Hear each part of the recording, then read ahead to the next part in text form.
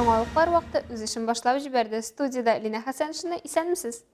Кичә, бүген, иртәгә Әлмәттә инженерлык чемпионаты үз эшен башлап җибәрде. Район үзәк хастаханәсен нинди мәсьәләләр борчый? Әлмәтлеләр татарча диктант яза. Бу һәм башка яңалыклар турында мин һәм яңалыклар вакыты иҗат төркеме сөйләячәкбез. Быел Татнефтьнең модельләштерү үзәге 5 еллык юбилеен билгеләп үтә. Шул уңайдан 10 сентябрьдә юность балалар сәламәтләндерү лагерь мәйданчыгында кичә, бүген, иртәгә дип исемләнгән инженерлык чемпионаты программасы старт алды. Әлеге чемпионатта хезмәткәрләрнең яртысыннан артыгы катнаша алды. Тулырак мәгълүмат алдагы сюжетта. 5 еллык модульләштерү үзәге нефть чыгаруны арттыру өчен геологик гидродинамик модельләштерү нигезендә нефть объектларын эшкәртү системасын камилләштерү максатыннан оештырылган иде. Беренче көннән үзәк тиз үсә башлый. Бүген ул 8 бүлектән тора. Аларда 188 кеше эшли. Модельләштерү үзәге җитәкчесе Зоя Лощева бүген дә шундый тиз үсеш темпына гаҗәпләнә. За счет энтузиазма этих ребят Бездә эшләүчеләрнең энтузиазмы, безне нык яклап торулары хисабына без моны эшли алдык. Асылда бездә бу өлкәдә чынлап эксперт та консультант та юк иде. Миңа башта барлык сораулар буенча җавап бирергә һәм проблемаларны үземә хәл итәргә туры килде. Әмма без күп тырыштык, күп укыдык. Чемпионатның ачу тантанасында котлау сүзе белән Татнефть компаниясе персоналы белән эшләү идарәсе башлыгы Андрей Глазков чыгыш ясады. Ул шулай ук модельләштерү үзәгенең тиз һәм мөһим үсешен билгеләп үтте. Такой замечательный центр молодежи, центр активный, центр развивающийся, который дает драйвер и всем остальным. Бу Россиядә беренче федераль кейс чемпионат. 5 ел эчендә инженерлык юнәлешен үстерү һәм популярлаштыру өчен ул иң нәтиҗәле мәйданчыкка әйләнә. Әлеге чемпионатта 146 хезмәткәр катнаша. Аларны 19 командага бүлделәр. Беренче бирем исем уйлап табу, рольләрне бүлү һәм катнашучылар белән якыннан танышу иде. 60 миллион чик түгел командасы төрле бүлекләрдә эшләүчеләрдән тора. Һәм аларның фикеренчә, бу өстенлек. Команда исемен Татнефтьнең үсеш стратегиясе белән бәйлиләр. Планы компании Татнефть. Татнефть компаниясының планнары 60 миллион, ә без аны узып китәргә телибез. Үзеңә кысалар куярга ярамый, аларны һәрвакыт җиңеп чыгарга һәм тагын да күбрәккә омтылырга кирәк. Без җиңәргә телибез, безнең кәефебез шәп, җиңүдән башка вариантны кабул итмибез. Әмма шул ук вакытта вакытны энтузиазм һәм ләззәт алып үткәрербез дип өметләнәбез. Командалар эш юнәлештә эшләячәк. Агымдагы процессларны һәм бурычларны оптимальләштерү, модельләштерү үзәгенең үсеш перспективалары һәм коллективның канәгатьлеген һәм бердәмлеген арттыру. Җирәбә салу юлы белән һәр команда үз юнәлешен алды. Көн дәвамында алар кейс ясарга һәм көн ахырында аны презентация ярдәмендә якларга тиеш. Шестерка Дегтяревой командасына коллективта хезмәткәрләрнең канәгатьлеге һәм бердәмлеге темасы эләкте. Тема очень интересная и Тема бик кызыклы һәм күпкырлы. Бу этапта без бүгенге көн дәвамында эшләячәк төп аспектларны яздык. Командада бик акыллы һәм кызык кешеләр җыелган. Кәефебез бик уңай, без энергия, күңел күтәренкелеге белән тулы һәм җиңәргә әзер. Кейсларны тәкъдим иткәннән соң экспертлар кейсларны 5 критерий буенча бәяләячәк һәм һәр категориядә 3 җиңүчене билгеләячәк. Алсун Риева, Айдар Кәбиров, Яңалыклар вакыты, Лучший Әлмәт телекомпаниясе. Әлмәтнең үсеше белән без нефтьчеләргә рәхмәтле. Калабызда эшләп килүче социаль объектларның күпчелегенә аларның өлеше кергән. Тиздән Татнефть җәмгыяте ярдәме белән перинаталь үзәк төзеләчәк. Яңа сәнгать галереясы, киноконцерт залы ачылачак. Шәле Баулы юлы төзелү дә планда. Бөгелмә аэропортында 2 полосалы юл төзү буенча да проект карала. Бу аэропортны халыкара статуска чыгарга мөмкинлек бирәчәк. Әлеге яңалыклар белән Әлмәттә үзәк хастаханәдә узган эшлекле очрашуы вакытында Татнефть генераль директоры урынбасары Азат Яхфәров бүлеште. Тулырак Алсу Амирова. Азат Яхфәров Әлмәт муниципаль район башлыгы Тимур Нагманов белән шәһәр үзәк хастаханәсендә булды. Монда баш табиб Вера Головина аларга экскурсия үткәрде. Кадрлар бар, төп проблема заманча җиһазлар булмау. Яңа аппаратура катлаулы операцияләрне квота буенча үзебездә бушка ясар өчен кирәк диде ул офтальмология бүлеген мисал итеп. Бу хәл башка бүлекләрдә дә күзәтелә.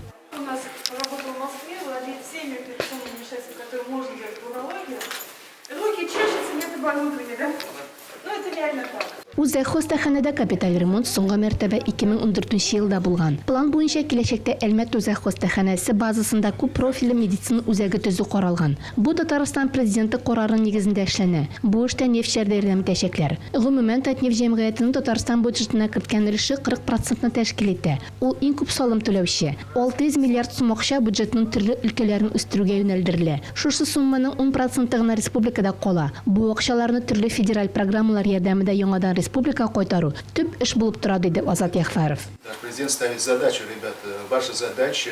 Президент безгә республикага күбрәк акча юнәлтү өстендә эшләргә кушты. Бу Мәскәүдә эшләүче вәкилләрнең төп максаты. Инвестиция күләме дә шуңа бәйле. Сәламәтлек саклау, белем бирү оешмаларына ярдәм итүдә шуңа корылган. Очрашу вакытында табиблар үзләрен борчыган мәсьәләләрне күтәрделәр. Шәһәребезгә яңа кайткан белгечләрне ипотека программасына кертү, Алсу микрорайонында гаилә табиб кабинеты ачу турында сораулар яңгырады. Бу сораулар барысы киләчәктә каралачак, диде Азат Яхфаров.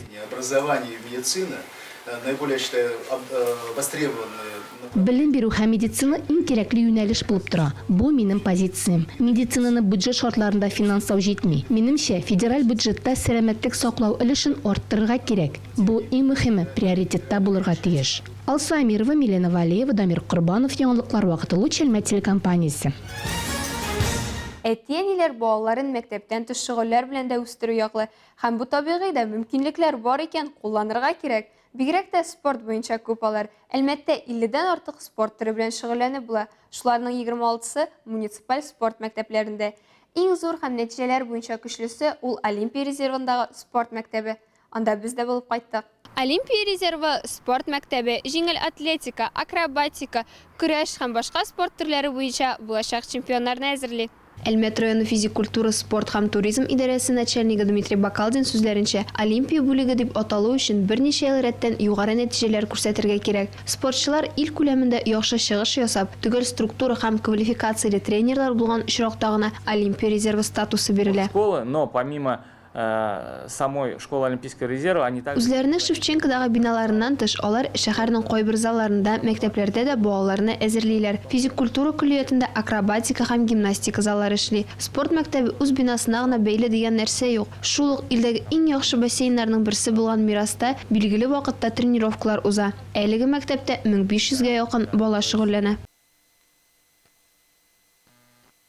Хәзер олимпиадаларда, дөнья чемпионатларында чыгыш ясаучы барлык спортчылар да Россия Федерациясе спорт мәктәпләренең шундый залларыннан чыга. Олимпия резервындагы спорт мәктәбе спорт төрләренә карап федераль стандартта язылган яшьтән кабул итә. Мисал өчен грек-рим көрәше 10 яшьтән, спорт сәламәтләндерү группалары 7 яшьтән кабул итә башлый. Башта дөрес егылырга, йөрергә, сыгылмалы булырга өйрәтәләр. Физик яктан әзерлиләр, билгеле яшькә һәм дәрәҗәгә җиткәч, башлангыч әзерлек группаларына күчерәләр һәм бала шөгылен дәвам итә. Мы рады встретить, рады принять детей.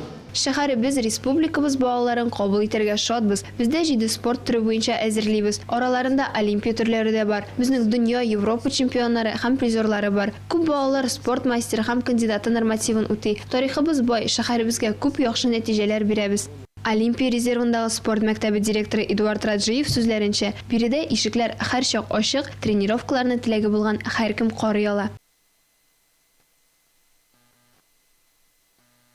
Ел сайын безнең Әлмәт командасы көрәшчеләре Татарстан, Россия командасын яклап чыгышлар ясый. Әлмәт районы буенча көрәш федерациясе директоры һәм көрәш тренеры Рузил Ганиев сүзләренчә, елдан-ел көрәш белән шөгыльләнүче балалар саны арта. Тойсуган, Габдрахман, Кәләй, Кылшәрип, Михайловка, Нәдер, Кәшир авылларында да түгәрәкләр эшли. Без инде балаларны 10 яшьтән алырга тырышабыз көрәшкә. Араларында инде 8 яшьлекләр дә булгалый. 10 яшьлекләрнең тренировкалары атнага 3 мәртәбә уздырабыз.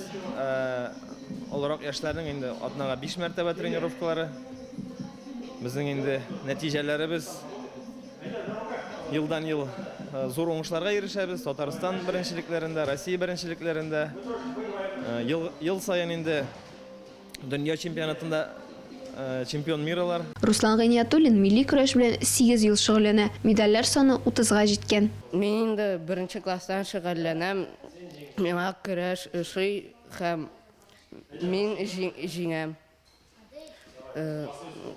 Бу елны мин Кубок президентында 2нче урын алдым. Һәм поясной көрәштә 2нче урын алдым. Амалия Салахова акробатика белән 2,5 ел шөгыльләнә. Аның сүзләренчә, спорт мәктәбе сыгылмалы булырга да, яңа дуслар табарга да мөмкинлек бирә. С одним тренером здесь гимнастки, у нас тренер акробаты именно. Гадәттә, балалар калабызда хоккей һәм футбол барлыгын гына белә. Күп кенә спорт мәктәпләре сентябрь дәвамында яңа укучылар кабул итәргә әзер. Баланы спорт мәктәбенә бирәсе килгән әти-әниләр спорт мәктәбенә шалтыратып, баланың яшен әйтеп, кайсы төркемгә нинди тренерга язылып була икәнне белешә ала. Вакыт булган очракта бала белән бергә килеп, аңа тренировка ничек узганны күрсәтергә, директор белән сөйләшергә була. 6 ел үткәрелеп килүче бөтен дөнья татарча диктант яз акциясына елдан-ел катнашучылар саны кушыла. Ул бу елны 9 сентябрь көнне үк Әлмәт муниципаль районы советы башкарма комитетында башланып китте. Диктант язырга хәбәрчебез Фирая Юнусова барды. 10-сыннан 12 сентябрьгә кадәр татар телендә грамоталыкны тикшерү буенча бөтен дөнья татарча диктант яз акциясе узачак. Башка еллардан аермалы буларак бу ел 3 көн буена дәвам итә. Әлмәт муниципаль районы советы һәм башкарма комитеты хезмәткәрләре әлеге эшне инде башлап җибәрде. Әлмәт муниципаль районы советы һәм башкарма комитетыннан барлыгы 30-га якын хезмәткәр диктант язып үзләренең белемнәрен сыный алды. Быел инде безнең Ибраһим Сәләмовның бер әсәреннән кичкенә бер үзек булды. 200-гә якын сүз, текст бик җиңел, узган ел белән чагыштырганда шулай ук җиңелрәк кебек тоелды инде миңа. Бернинди авырлыгы да юк, иң авыр сүзләрне без инде токтага чыгардык. 1 сәгать эчендә язып бетердек. Татарстан һәм Башкортстаннан катнашучылар өчен диктант язуның төп көне 10 сентябрьгә билгеләнгән. Россия Федерациясе катнашучылары өчен 11 сентябрь, чит ил гражданнары өчен 12 сентябрь. Диктант трансляциясе ТНВ Татарстан һәм ТНВ Планета телеканалларында уздырылды. Трансляция Мәскәү вакыты белән 11 сәгатьтә башланды. Елның башында 3 айлык курслар үттек, татар теле буенча сертификатлар алдык. Бүген инде менә алган белемнәребезне менә шу кыягазда диктантта күрсәттек дип уйлыйм. Әлмәттә татарча диктант офлайн форматта 60-тан артык мәйданчыкта оештырылды. Шәһәр халкы акцияга кушыла алды һәм үз белемнәрен шәһәрнең Саҗидә Сөләйманова үзәк китапханәсендә, Нефтче мәдәният йорты, Үзәк паркның Ассоль кафесында һәм Яшьләр үзәгендә тикшерә алды. Акция сәнгать коллективлары һәм халык һөнәрчелеге осталары катнашында үткәрелде. Ел сайын уздырыла торган татарча диктант яз дөньяның барлык төбәкләрендә яшәүче милләттәшләребезне җыя. Ул быел 6-нчы тапкыр узачак. Сез беләсез инде, акциянең максаты татар телен популярлаштыру һәм шулай ук дөрес язу күнекмәләрен булдыру. Шулай ук быел беренче тапкыр диктант текстын diktant.tatar.ru сайтында клавиатура текст кертү белән язарга мөмкин булды. Монда ук текстны тикшерү өчен автомат рәвештә җибәрергә мөмкинлек тудырылды. Диктантта катнашу өчен diktant.tatar сайтында мәҗбүри теркәлү узып, төп биттә күрсәтелгән барлык нигезләмәләр белән танышырга кирәк иде. Быел Татарстаннан һәм чит илләрдән килгән катнашучылар танылган татар язучысы, фольклорчы Гомәр Бәширов әсәрләреннән 200 буенча диктант яздылар. Теге елны ишеткәнем инде, шулай татарча диктант язганнар килеп язып карыйм әле. 2002 елны мәктәпне бетергәндек бит инде, 19 ел үтте. Татарча гел язган юк иде. Бүген килдем, килгәнемә укымадым, бик күңелле, кызык булды. Фирая Юнусова, Илдар Гимаев, Яңалыклар вакыты, Луч Әлмәт телекомпаниясе. Азнакайда Гөлстан әдәби иҗат берләшмәсенең киңәйтелгән утырышы булды. Анда район башкарма комитеты җитәкчесе урынбасары Дамир Гыйләҗев, Маяк газетасы баш редакторы Фәрхәт Шайхулов, китапханә, музей хезмәткәрләре катнашты. Гөлстан әдәби берләшмәсенең тарихы 1959 елдан юл ала. Гөлстанның хәер хаклы юлламасы белән олы иҗат юлына кирип киткән Марсель Галиев, Нур Әхмәдиев, Рөстәм Закуанов, Фәйрүзә Исмәгыйлова, Резеда Шәрипова Татарстан язучылар берлеге әгъзалары, киң күләм билгеле әдипләр. Дамир Гыйләҗев бүгенге көндә актив эшләп килүче гөлстанлыларга алда уңышлар теләде. Күп еллар берләшмәне җитәкләгән Резеда Шәриповага район башлыгының рәхмәт хатын һәм бүләкләр тапшырды. Бүгенге көндә әдәби берләшмәгә 3 дистәдән артык әгъза йөри. Алар барысы да шигърият, проза белән шөгыльләнә. Сөйләшү барышында киләчәктә әдәби остаханәләр эшчәнлеген үстереп җибәрү бурычы куелды. Шулай ук мәктәп укучылары, укытучылар белән, башка төбәктә яшәп иҗат итүче каләм ияләре белән дә аралашып, фикер алышып, теләктәшлек итеп яшәү мәсьәләсе каралды. Гөлстанчылар бердәм халык, ветеран язучыларын да онытмыйлар, аларның хәлләрен белеп аралашып торалар. Гөлстан инде ул бик күп еллар Азнакайда Маяк редакциясе алдында эшләп килгән. Бик күп кенә олы шәхесләр шушы Гөлстаннан күтәрелеп киткәннәр. Шуңа күрә инде без инде шушы эшне һаман дәвам итәбез. Бүген дә Аллага шөкер Гөлстан шаулап гөрләп эшләп килә. Безнең инде бик күп кенә әгъзаларыбыз бар, бик күп кенә зур иҗат кешеләребез бар. Инде хәзер Азнакайда гына түгел, Татарстан җирлегендә дә менә безнең олыга чыккан Гүлшәшәк Садретдиновыбыз, бүтін жырлары инде хәзер кем генә башкармый, Салават та башкараны, башкалар да, Темаев та башкара. Аннарысын инде Айгүл безнең бик күп кенә жырлар авторы. Шуңа күрә инде Айгүл Вәлиуллинабыз безнең горурланыгыбыз бар. Шулай да инде менә бүгенге көнгә очрашу ул безнең проблемаларыбыз да бар. Шуңа күрә менә без инде хәзер бер караганда аерылып чыктык маяктан. Шуңа күрә безгә хәзер үзебезгә аяк атлап барырга кирәк. Һәм инде безнең инде иң беренче мәсьәлә безне борчыган шушы үзебезнең җирлектә үзебезнең газетабыз булсын ия. Алга таба берләшмә белән җитәкчелек итү яшь шагыйрә, күп популяр җырлар авторы Гөлшәшәк Садретдинова Хаҗиевага тапшырылды. Илмира Шәрифуллина, Рөстәм Әкбәров, Яңалыклар вакыты, Луч Әлмәт телекомпаниясе.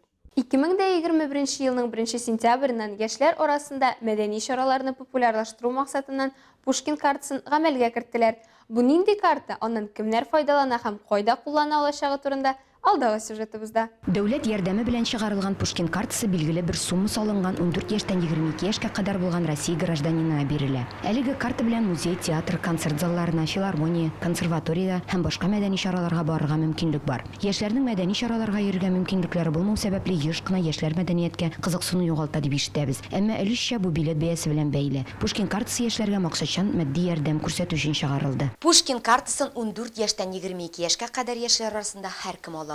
Тик моңа теләк һәм телефон булу мөһим. 2021 елда һәр Пушкин картасына дәүләт 3000 сум акча күчерәчәк, 2022 елның 1 гыйнварыннан аның күләме 5000 сум тәшкил итәчәк. Игътибарлы булыгыз, сумманы һәр елның 31 декабрына кадәр тотарга кирәк. Акча картага 23 яшь тулганчы ел сайын киләчәк. Яңалыклар вакыты алып баручы Селина Хәсәншина картаны инде кулына да алган. Программа хакында ишетүгә беренчеләрдән булып файдаланырга булган. 1 сентябрьдән Пушкин картасы белән кулланып була. Буның турында ишеткәч тә мин госуслуги культура кушымтасын йөкләдем һәм анда үземнең аккаунтны булдырдым. Шундук минем виртуаль мир картасына 3000 акча күчте. Мин картада ясата алам, шулай ук онлайнда түли алам. Шулай ук берәр мәдәни чарага яки бинага барам икән, мин бу кушымта аркылы да түли алам. Госуслуги банк кушымталары булмаган кешеләргә банкның теләсә кайсы бүлегенә мөрәҗәгать итәргә була. Анда матур дизайнлы пластик карта чыгарачаклар. Моны виртуаль картаны рәсмиләштергән, әмма аны кулда тоту мөмкинлеге булган кешеләргә дә эшләргә була.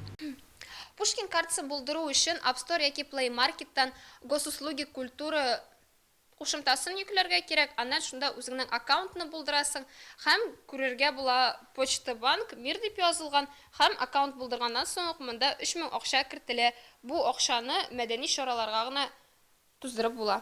Шунысын да билгеләп үтәргә кирәк. Программа кысаларында барлык чараларга билетлар исемлеге электрон почтага килә. Шуңа күрә беренче этапта шәхесне раслаучы документны үзегез белән йөртергә кирәк булачак. Якын арада QR-кодлар сервисын тулыландыру планлаштырыла, алар ярдәмендә кулланучыны белергә мөмкинлек тудырылачак. Менә шушы гамәл эчендә 13 спектакльбез бар дип әйтергә кирәк. Һәм инде сентябрь аеннан без бу эшне башлап җибәрдек. Октябрь аенда репертуарны күзәтеп барырга кирәк.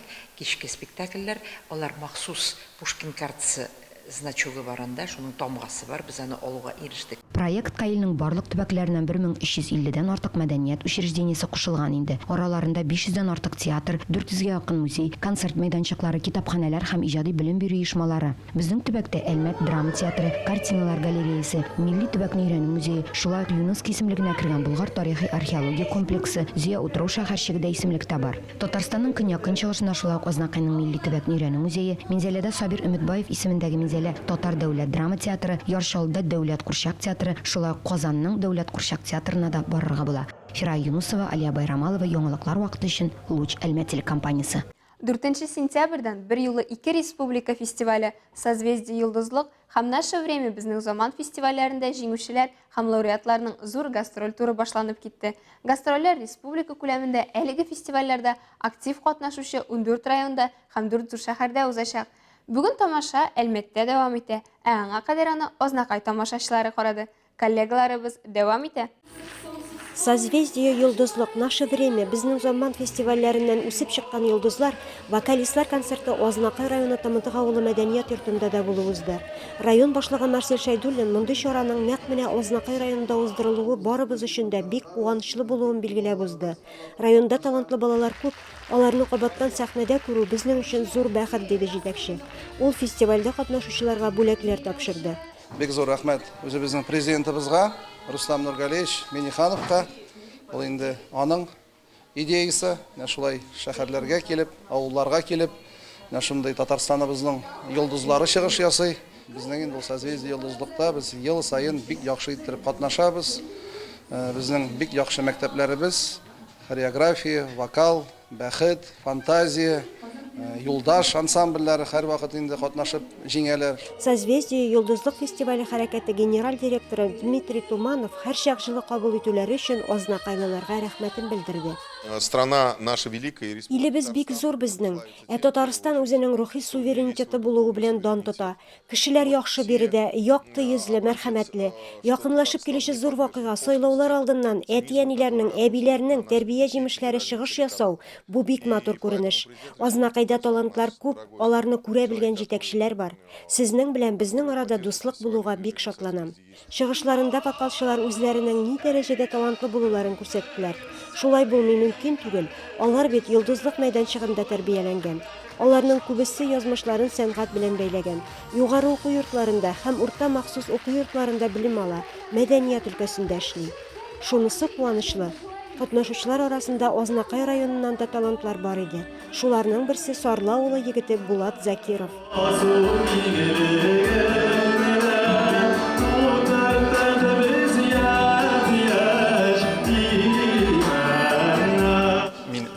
Азнакай сәнгать мәктәбенә йөри башлаганнан бирле инде юлдаш вокаль ансамбле составында катнаша башлаган идем. Хәзерге вакытта Казан дәүләт консерваториясын тәмамладым. Әлеге вакытта Казан дәүләт камера хорында солист буларак эшлим. Һәм инде шулай ук хор белән генә түгел, үзем дә сольно җырлап бирәм. Шулай ук созвездие фестивале белән чыгышлар ясыйбыз, төрле концертларда, мәҗлесләрдә. Алда узачак концертларда да Азнакай йолдызлары чыгыш ясаячак. Илмира Шарифуллина, Рөстәм Акбаров, Яңалыклар вакыты, Луч Әлмәт телекомпаниясе. Бу сезгә җиткерәсе соңгы мәгълүматыбыз иде. Мин Лина Хәсәншина һәм монтажер Алия Бәйрамалова сезнең белән сау булашабыз. Исән-имин булыгыз.